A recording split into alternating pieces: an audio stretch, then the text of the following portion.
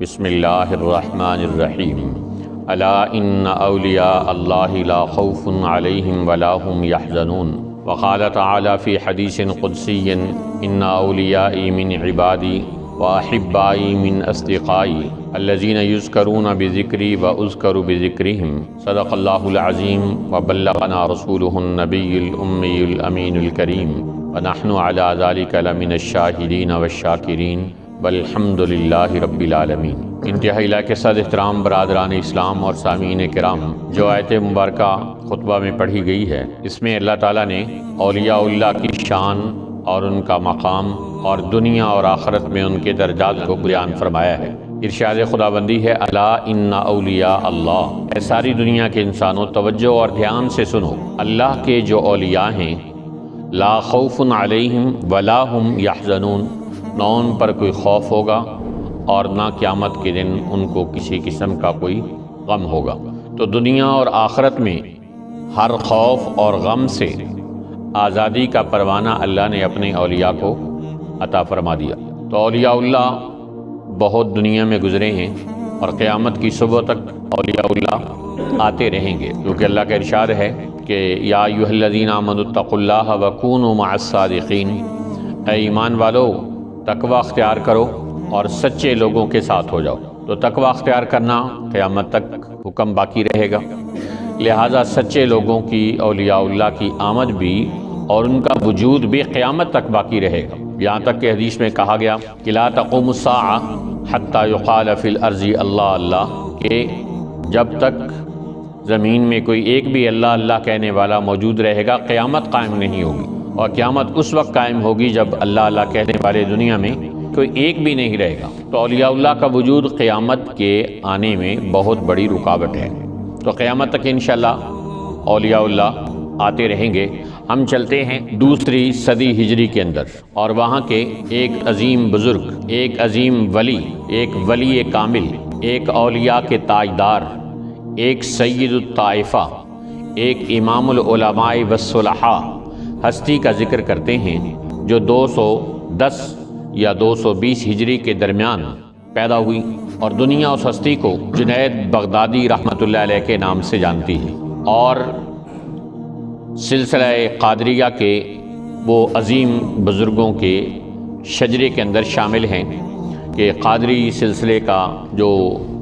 سلسلہ چلتا ہے نبی پاک علیہ الصلاۃ والسلام تک، اس کی ایک اہم ترین کڑی حضرت جنید بغدادی رحمۃ اللہ علیہ، سلاسل مبارکہ کا جو سب سے قدیم، سب سے اول اور سب سے عظیم سلسلہ ہے، اس سلسلے کے بھی سرخیل ہیں حضرت جنید بغدادی رحمۃ اللہ علیہ۔ جیسے فقہ حنفی، فقہ شافعی، فقہ مالکی اور فقہ حنبلی بعد میں وجود میں آ گئی، ان سے پہلے بھی کچھ ائمہ کرام مجتہدین گزرے تھے۔ تو اسی طرح یہ جو چار سلسلے چلے، سلسلہ قادریہ اور سلسلہ چشتیہ،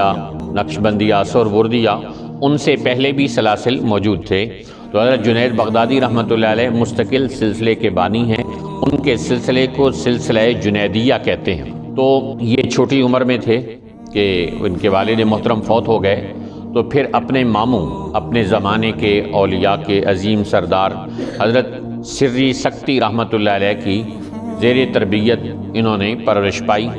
تو ایک ولی کامل کی صحبت انسان کو مل جائے پرورش کے لیے، تربیت حاصل کرنے کے لیے، تو پھر انسان کیسے دمکتا اور چمکتا ہے، اس کی ایک زندہ اور جاوید مثال حضرت جنید بغدادی رحمۃ اللہ علیہ کا وجود بامسعود ہے کہ 10 سال کی عمر میں حضرت نے قرآن پاک حفظ کر لیا، اور پھر اس کے بعد فقہ کا علم حاصل کیا، حدیث کا علم حاصل کیا۔ حضرت سفیان ثوری رحمۃ اللہ علیہ کے شاگرد بھی تھے، اور بعد میں اتنی قابلیت حاصل کی کہ حضرت سفیان ثوری رحمۃ اللہ علیہ کی موجودگی میں فتویٰ بھی دیتے تھے۔ یوں فقہ میں اور حدیث میں حضرت جنید بغدادی رحمۃ اللہ علیہ کا بہت بڑا مقام تھا،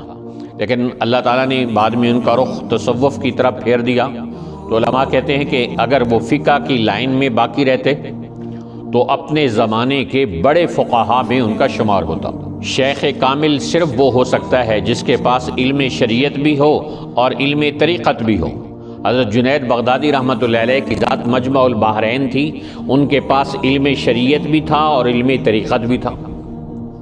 اور علم شریعت بھی اپنے زمانے کے کبار علماء سے حاصل کیا،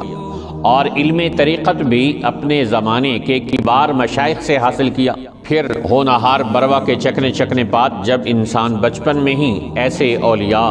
ایسے علماء، ایسے صلحاء کی صحبت میں رہا ہو تو وہ خود بخود ایک ہیرا بن کر امت کے سامنے آتا ہے۔ چنانچہ حضرت جنید بغدادی رحمۃ اللہ علیہ جب بچپن میں تھے تو اس وقت سے ہی نیکی کے آثار ان کے چہرے پر اور ان کے عمل پر ظاہر ہوتے تھے، عمل سے دکھائی دیتے تھے۔ زمانہ طالب علمی کے ان کے ساتھی گواہی دیتے ہیں کہ حضرت جنید بغدادی رحمۃ اللہ علیہ نے زمانہ طالب علمی میں کبھی کوئی فضول بات نہیں کی، اور بعد میں جو بزرگی ان پر غالب آئی، اسی قسم کی بزرگی کا مشاہدہ ہم نے زمانہ طالب علمی میں بھی کیا۔ تو انسان زمانہ طالب علمی میں جیسے اپنے آپ کو ڈھالتا ہے، بعد کی ساری زندگی اس رخ پر انسان کی قائم رہتی ہے۔ اگر اپنے آپ کو صالحیت اور نیکی اور تقوی، فرائض و واجبات کی پابندی اور سنت کے اہتمام کے ساتھ زمانہ طالب علمی گزارتا ہے تو بعد کی زندگی بھی اللہ تعالیٰ اس کی ایسے ہی بنا دیتے ہیں۔ اور اگر زمانہ طالب علمی انسان کا فرائض و واجبات کی کوتاہی، سنتوں سے بے پرواہی اور عمل سے دوری کے ساتھ گزرتا ہے تو بعد میں بھی زندگی میں کوئی اتنا بڑا انقلاب نہیں آتا الا ما رحم ربی، لوگوں کے جن پر اللہ تعالیٰ اپنے کرم کی بارش فرما دے۔ تو حضرت جنید بغدادی رحمۃ اللہ علیہ جب شیخ طریقت بن گئے تو اللہ تعالیٰ نے ان کو اتنی عظمت عطا فرمائی، اتنا بلند مقام عطا فرمایا کہ ان کے پیر و مرشد سے کسی نے پوچھا کہ کوئی مرید بھی اپنے مرشد کے مقام سے بڑھ سکتا ہے؟ تو حضرت سری سکتی رحمۃ اللہ علیہ نے ارشاد فرمایا، ہاں، اس کی زندہ مثال میرا بھانجا جنید بغدادی ہے۔ علماء کہتے ہیں کہ حضرت نے یہ تواضعاً فرمایا، لیکن بہرحال بہت بڑا مقام ہے کہ اپنے زمانے کا سب سے بڑا شیخ حضرت جنید بغدادی رحمۃ اللہ علیہ کے جیسے مرید کے مقام کو اپنے مقام سے بھی بہت بلند و بالا قرار دے تو یہ کتنی بڑی بات ہے۔ 30 سال عشاء کے وضو سے فجر کی نماز ادا کی، 30 سال، کتنی عظمت ہے! کہنا آسان ہے، لوگوں کا تو ایک نماز سے لے کر دوسری نماز کے درمیان تک وضو برقرار نہیں رہتا۔ تو حضرت جنید بغدادی رحمۃ اللہ علیہ کو جو 30 سال عشاء کے وضو سے فجر کی نماز ادا کرنے کی توفیق ہوئی، یہ خود ان کی عظمت کی بہت بڑی دلیل ہے۔ تو ایک آدمی فقہ میں اول درجے کے کبار علماء میں شمار ہو رہا ہے، اور حدیث کے اندر کبار محدثین میں شمار ہو رہا ہے، اور تصوف کے میدان میں اترتا ہے تو اس کا بھی شاہ سوار بن کے اترتا ہے، اور ان کی زندگی تقوی و طہارت کی زندہ و جاوید مثال بن جاتی ہے۔ تو کیسے اللہ نے ایسی تاثیر ان کی صحبت میں رکھی جو اللہ سے ملوا جاتی ہے صحبت اللہ والوں کی۔ تو ہماری نظروں میں تو کوئی اتنی عظمت نہیں ہوتی، لیکن اس کا ایک زندہ واقعہ حضرت جنید بغدادی رحمۃ اللہ علیہ کا سنی۔ بغداد کا ایک بہت مشہور ڈاکو تھا جو ڈاکے مارتا، پکڑا جاتا، اور کبھی اس کو 100 کوڑوں کی سزا ملتی اور چھوڑ دیتے، پھر چوری کرتا، کبھی اس کو 200 کوڑوں کی سزا ملتی، 500 کوڑوں کی، 600 کوڑوں کی سزا ملتی، اور سزا بھگت کر پھر باہر آ کر پھر چوریاں کرتا۔ اتنا دیدہ اور دلیر چور اور ڈاکو، ہیبت چھا گئی لوگوں کے دلوں پر اس کی، یہاں تک کہ چوری کی پاداش میں اس کا ایک ہاتھ بھی کاٹ دیا گیا، لیکن چوری کرنے سے وہ پھر بھی باز نہ آیا۔ اللہ جب کسی کو ہدایت کا فیصلہ کرتے ہیں تو اسباب بھی وہ خود مہیا کر دیتے ہیں۔ اب اس بغداد کے مشہور ڈاکو کی ہدایت کا سامان اللہ نے کیسے کیا سنیے۔ تو ہاتھ کٹ گیا اور چوری کرنے سے وہ پھر بھی باز نہ آیا، لیکن قسمت نے یہ یاوری کی کہ چوری کرتا کرتا ایک دن وہ حضرت جنید بغدادی رحمۃ اللہ علیہ کے گھر میں چوری کرنے داخل ہو گئے۔ جب وہاں گیا تو چوری کرنے کے لیے جنید بغدادی رحمۃ اللہ علیہ کے سامان کو دیکھا تو کہیں سامان تجارت آیا تھا، 3 کپڑوں کی گٹھڑیاں حضرت جنید بغدادی رحمۃ اللہ علیہ کے گھر میں بندھی پڑی تھی۔ اب اس نے دیکھا کہ میں معذور ہوں تو یہ کیسے اٹھاؤں، ہاتھ تو میرا کٹا ہوا ہے۔ اتنے میں حضرت جنید بغدادی رحمۃ اللہ علیہ تہجد کی نماز کے لیے اٹھ کھڑے ہوئے۔ تو اس چور نے سمجھا کہ یہ گھر کے مالکوں سے پہلے شاید گھر کا کوئی نوکر اٹھ گیا ہے، اور وہ اتنا بڑا دیدہ دلیر چور تو اس کے اندر بہادری تو ہوتی، جرت ہوتی ہے، تو بجائے اس کے کہ وہ خوف زدہ ہوتا، بھائی یہ گھر کا کوئی فرد جاگ گیا ہے، چاہے نوکر ہی صحیح، لیکن وہ خوف زدہ نہیں ہوا۔ اس نے کہا کہ شاید یہ ملازم ہے، کہ یہ گٹھڑی اٹھواؤ، تو حضرت جنید بغدادی رحمۃ اللہ علیہ اس کو وہ گٹھڑیاں اٹھوانے لگے، اور جب گٹھڑیاں اٹھائی اس نے کہا نہیں، دیکھا نا کہ یہ اب مان رہا ہے، میری بات مان رہا ہے، خوف زدہ ہو گیا مجھ سے۔ کہا نہیں، میرے سر پہ نہیں رکھو، اپنے سر پہ رکھو، اور یہاں سے جلدی نکلو، اذانوں کا وقت ہو رہا ہے، لوگ نماز کے لیے آ جائیں گے تو میں پکڑا نہ جاؤں، اور اگر تم نے گڑبڑ کی کہیں تو میں تمہیں ڈنڈے سے تمہیں سیدھا کروں گا۔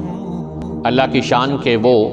بھاری 3 گٹھڑیاں حضرت جنید بغدادی رحمۃ اللہ علیہ اپنے سر پہ اٹھا کے جا رہے تھے، اور تھک گئے تو ایک جگہ آرام کرنے لگے، تو وہ ڈنڈے مار کر حضرت کو اٹھانے لگا۔ حضرت نے پھر وہ سامان اٹھایا اور جا کر اس کے مکان تک پہنچا دیا۔ وہ بڑا خوش سویا، آج تو بڑا مزہ آیا، ڈاکہ بھی مارا، چوری بھی کی، اور چوری کا سامان اٹھانے کے لیے بندہ بھی نوکر مل گیا میں۔ ادھر وہ خوشیاں منا رہا تھا، ادھر آسمان سے اللہ کی تقدیر اپنا کام دکھا رہی تھی۔ صبح یہ ہوا کہ اس نے سوچا کہ میں کیا کروں، میں ذرا دیکھوں تو صحیح کہ میرا راز اس نوکر نے فاش تو نہیں کر دیا۔ میں اس مکان کو جا کر دیکھتا ہوں، اگر وہاں لوگ جمع ہوئے تو اس کا مطلب یہ ہے کہ اس نوکر نے میرا راز فاش کر دیا ہے، پھر رات اس گھر میں چوری ہوئی ہے، اور اگر لوگ جمع نہ ہوئے تو اس کا مطلب یہ ہے کہ اس نوکر نے چوری کا لوگوں کو نہیں بتایا۔ تو وہ اس گھر کے پاس پہنچا تو دیکھا کہ لوگ وہاں بہت بڑی تعداد میں کھڑے ہوئے، تو بڑی تعداد میں لوگوں کو کھڑے ہوئے دیکھا تو اس نے کہا کہ یہ عجیب بات ہے، لوگ تو کھڑے ہوئے، اس کا مطلب ہے کہ اس نے میرا راز کھول دیا ہے۔ تو اس نے لوگوں سے پوچھا بھئی یہ یہاں اتنے لوگ کیوں جمع ہے؟ اس نے کہا تمہیں نہیں پتا یہ کس کا گھر ہے؟ اور یہ اولیاء کے سردار اور عظیم بزرگ حضرت جنید بغدادی رحمۃ اللہ علیہ کا گھر ہے۔ اس نے کہا جی ان کی زیارت مجھے بھی ہو سکتی ہے؟ کہا ہاں بالکل، سب کر رہے ہیں زیارت، تم بھی آ جاؤ۔ کہتے میں ڈرتا ڈرتا اندر داخل ہوا، اور میں نے کہا کہ کہیں ان کا وہ رات والا نوکر نہ مجھے پہچان لے۔ تو میں نے دیکھا کہ مسند ارشاد پر وہی بزرگ بیٹھا ہوا ہے جس کو میں رات ڈنڈے مار مار کر گٹھڑیاں اٹھوا کے گیا ہوں، اور وہی بزرگ ہستی حضرت جنید بغدادی رحمۃ اللہ علیہ تھی، وہ ڈاکو کہ جس کو کوڑے اس کی ڈاکہ زنی سے توبہ نہ کروا سکے، جس کو جیل کی سلاخیں ڈاکہ زنی سے توبہ نہ کروا سکی، اور جس کو ہاتھ کا کٹنا بھی چوری سے باز نہ رکھ سکا، ایک اللہ والے کی صحبت میں پہنچا، اور جو ہی اس کی نظریں دو چار ہوئیں کہ یہ تو رات والا بزرگ ہے، تو فوراً ہی اس نے توبہ طائب ہوا اور حضرت کے ہاتھ پر بیعت کر کے ہمیشہ کے لیے چوری سے توبہ کر لی۔ اور چوری سے توبہ ہی نہیں کی بلکہ ہمیشہ کے لیے وہ حضرت کے قدموں سے وابستہ ہو گیا، اور حضرت کا خلیفہ اعظم بن کر دنیا کے سینکڑوں لوگوں کی ہدایت کا ذریعہ بن کے دنیا سے رخصت ہوا۔ تو یہ ہے اللہ والوں کی صحبت کی برکت کہ جس چور کو جیلیں، ہتھ کڑیاں، بیڑیاں اور جیلوں کے کوڑے اور ہاتھ کا کٹنا اس کی غلط کاری سے باز نہ رکھ سکا، ایک اللہ والے کی چند گھڑیوں کی صحبت اور چند گھڑیوں کی نظریں اس کو تبدیل کر کے چلی گئی۔ نگاہ مرد مومن سے بدل جاتی ہیں تقدیریں، جو ہو ذوق یقین پیدا تو کٹ جاتی ہیں زنجیریں۔ اللہ والوں کی صحبت کی عظمت کو سمجھنے کی توفیق عطا فرمائے۔ حضرت جنید بغدادی رحمۃ اللہ علیہ فرماتے ہیں کہ میں نے اخلاص ایک حجام سے سیکھا۔ لوگوں نے پوچھا جو وہ کیسے؟ کہا ایک مرتبہ میں حجامت کروانے کے لیے مکہ مکرمہ میں نکلا، ایک حجام کسی دولت مند آدمی کی حجامت کر رہا تھا، میرے پاس پیسے نہیں تھے، تو میں نے اسے کہا تم اللہ کے لیے میری کٹنگ کر دو، تو اس نے دولت مند کو چھوڑا اور مجھے بٹھایا کرسی پر، اور میری حجامت اس نے پہلے بنا دی، اور پھر اس نے اپنے ایک تھیلی اٹھائی جس میں کچھ پیسے تھے اور وہ بھی مجھے دے دیے، اور میں وہاں سے نکل آیا، لیکن دل میں نیت کی کہ میں نے اس سے بال کٹوائے ہیں تو جو ہی کہیں سے مجھے پہلی فرصت میں کوئی کہیں سے پیسے آئیں گے تو میں اس کی رقم ادا کروں گا۔ اللہ کی شان کے ان کو کہیں سے پیسے مل گئے، اور وہ لے کر کہتے میں اس نائی کے پاس آیا، اور اس نائی کو میں نے کہا کہ آپ نے میری کٹنگ کی تھی تو یہ اس کے پیسے دینے آیا ہوں، اس وقت میرے پاس پیسے نہیں تھے۔ اس نے کہا انا للہ و انا الیہ راجعون، آپ نے کہا تھا اللہ کے لیے میری کٹنگ کر دو، میں نے دولت مند کو اٹھا کر آپ کی کٹنگ کی اور آپ اب آئے ہیں کہ میں اس کا معاوضہ لے لوں، اللہ کے لیے جو کام کر لیا جاتا ہے اس کا معاوضہ نہیں لیا جاتا۔ تو کہتے ہیں مجھے اخلاص اس حجام سے سمجھ آیا کہ اللہ کی رضا کے لیے کام کرنا کیا ہوتا ہے۔ حضرت جنید بغدادی خود کیسے کنورٹ ہوئے؟ یہ بہت بڑے پہلوان تھے اور بڑے بڑے پہلوانوں کے ساتھ مقابلہ کیا جاتا تھا اور ہر دفعہ یہ پہلوانی میں غالب آ جاتے تھے، اور اپنے شہر سے پھر ان کی شہرت دوسرے شہروں تک گئی، دوسرے شہروں سے دوسرے ملکوں تک چلی گئی، اور دوسرے ملکوں سے لوگ آ کر پہلوان آ کر بڑے بڑے پہلوان آ کر ان کا مقابلہ کرتے اور کشتی میں شکست کھا کر چلے جاتے، اور حضرت جنید بغدادی رحمۃ اللہ علیہ ناقابل شکست بنتے گئے اور ان کی شہرت ملکوں کے اندر پھیلتی چلی گئی۔ پھر بادشاہ نے انہیں اپنا شاہی پہلوان بھرتی کر لیا۔ تو ایک دن بادشاہ اپنے دربار میں بیٹھا ہوا تھا کہ دروازہ بجا، اور بادشاہ نے کہا کہ جاؤ دیکھو کون ہے۔ تو نوکر نے آ کر بتایا کہ جی باہر ایک بندہ کھڑا ہے، اتنا کمزور ہے کہ بھوک پیاس سے اس کا چہرہ زرد ہے کہ خطرہ ہے کہ میرے واپس جانے تک گر ہی نہ چکا ہو۔ تو کہا جی وہ کیا کہتا ہے؟ کہا وہ کہتا ہے کہ مجھے شاہی پہلوان جنید بغدادی سے مقابلہ کرنا ہے۔ تو جنید بغدادی رحمۃ اللہ علیہ کے سامنے تو کوئی پہلوانی میں مقابلہ کرنے آتا نہیں تھا، کوئی آتا تھا تو شکست کھا جاتا تھا۔ اب وہ اتنے ناقابل شکست ہو گئے تھے کہ ان کو چیلنج کرنے والا بھی کوئی نہ رہا۔ تو سب حیران ہو گئے کہ جنید بغدادی جیسے شاہی پہلوان کو ایک کمزور سا نوجوان چیلنج کر رہا ہے۔ اس نے کہا جاؤ جنید بغدادی کو کہو کہ تم میرے ساتھ کشتی میں مقابلہ کرو، میرا چیلنج ہے۔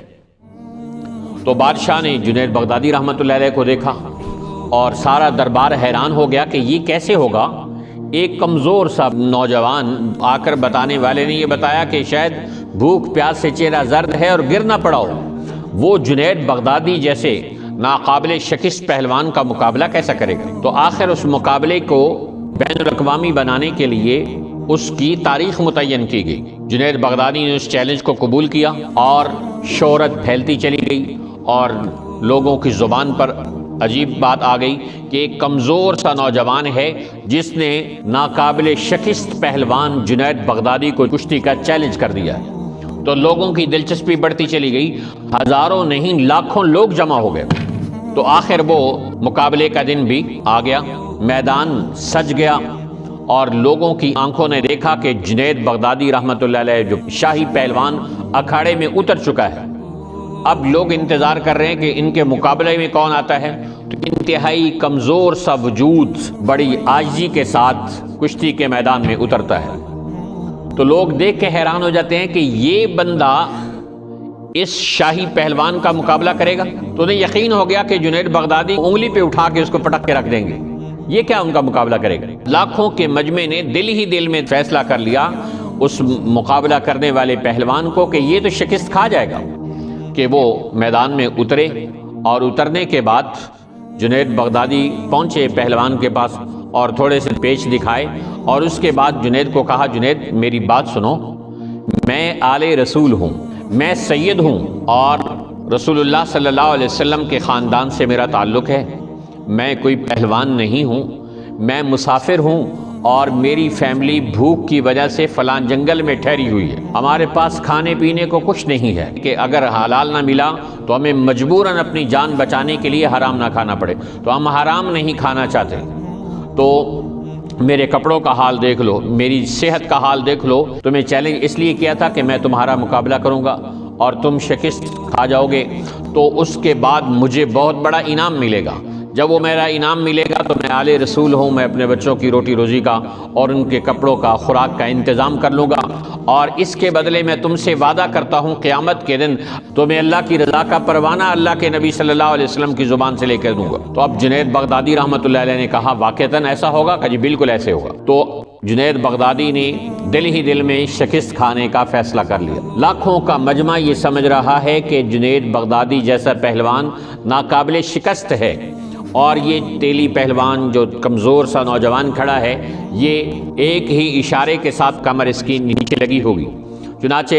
دو پیچ شروع ہوئے اور حضرت جنید بغدادی نے تھوڑا سا لڑائی کا ماحول بنایا تاکہ لوگوں کو پتہ چلے کہ جنید بغدادی نے مقابلہ کیا ہے، اور پھر اچانک ہی ایسا دو مارا حضرت جنید بغدادی نے خود کہ اس کے ذرا سا ہاتھ لگانے سے حضرت نیچے گر گئے، ان کی کمر لگ گئی اور وہ کمزور سا نوجوان چڑھ کر ان کی پیٹ کے اوپر بیٹھ گیا، اور لاکھوں کے مجمع نے تکبیر کے نعرے بلند کیے اور اس نوجوان کے نابضمت کے نعرے بلند کیے، اور وہ جنید بغدادی جس کی شہرت ملکوں میں پھیل گئی تھی، اس کی پہلوانی ناقابل شکست بن گئی تھی، اس کا ایک پورے ملک میں ایک نام بن چکا تھا، ایک نام بن چکا تھا، وہ نام، وہ شہرت، وہ عزت، وہ ساری راکھ میں مل گئی، اور سب اس کو، نوجوان کو کندھے پہ اٹھائے پھر رہے ہیں اور اس کے نعرے لگا رہے ہیں۔ اس کے لیے بہت بڑے شاہی انعام کا اعلان کیا گیا، لوگوں نے بھی ڈھیروں انعام سے اس کو نوازا، اور اتنی بڑی شکست کھا کے، اتنی بڑی شہرت کی قربانی دے کر حضرت جنید بغدادی رحمۃ اللہ علیہ رات کو سوئے، اور سرکار دو عالم صلی اللہ علیہ وسلم کی خواب میں زیارت ہو گئی، اور آپ علیہ الصلوۃ والسلام نے فرمایا، جنید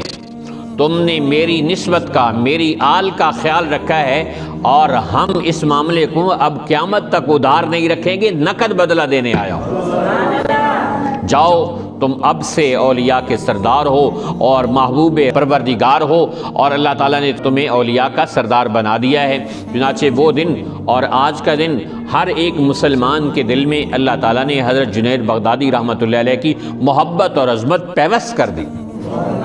انہوں نے اپنی عزت اور شہرت اللہ کے رسول کی خاطر چھوڑی،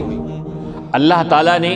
اور اس کے رسول صلی اللہ علیہ وسلم کے طفیل اللہ نے پھر ان کو لا فانی عزت عطا کر دی، وہ عزت تو فانی تھی، وہ قربان کر دی، تو پھر اللہ نے ان کو لا فانی عزت عطا کر دی اور جاویدانی مقبولیت عطا کر دی۔ یہ ہوتا ہے اللہ کے رسول صلی اللہ علیہ وسلم کی نسبت کے احترام کا ثمرہ اور صدقہ۔ اللہ تعالی ہم سب کو اولیاء اللہ کی محبت نصیب فرمائے، اور حضرت جنید بغدادی رحمۃ اللہ علیہ جو سلسلہ قادریہ کے عظیم بزرگ بھی ہیں، ان کی نسبت کا فیضان اللہ ہمیں عطا فرمائے، اور اللہ والوں کی صحبت کی قدر دانی کی ہمیں توفیق عطا فرمائے۔ وآخر دعوانا ان الحمد للہ رب العالمین۔